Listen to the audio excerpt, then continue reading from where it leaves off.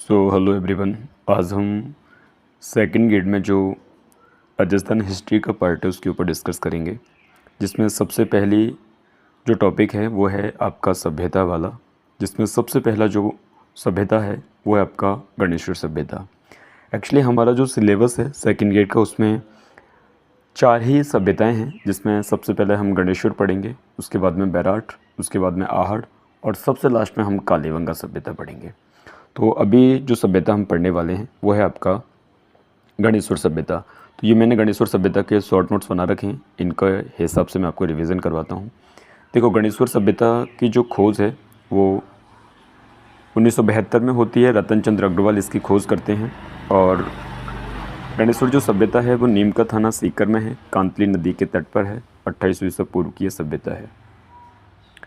इसकी जो खुदाई है वो 1977 में होती है। रतन चंद्र अग्रवाल इसकी खुदाई करते हैं और विजय कुमार इनके सहयोगी रहते हैं।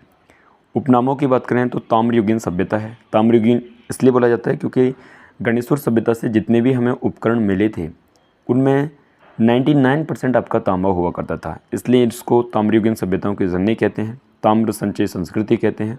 और तांबे की जितनी भी सभ्यताएं जहाँ से हमें तांबा मिला है उसमें सबसे प्राचीन है, इसलिए इसको ताम्रयुगीन सभ्यताओं में सबसे प्राचीन कहा जाता है। पुरातत्व का पुष्कर भी इसको बोलते हैं। अब यहाँ से देखो हमें क्या क्या मिला है। 99% तांबे के उपकरण मिले हैं, वाणाग्र मिले हैं, मछली पकड़ने का कांटा मिला है, सोइया और भाले मिले हैं, तांबे की छड़ मिली है। और यहाँ पे जो बांध बनी हुए हैं और जो मकान बने हुए हैं उनमें ईंटों का प्रयोग बिल्कुल भी नहीं हुआ है, केवल और केवल पत्थर का यूज़ हुआ है।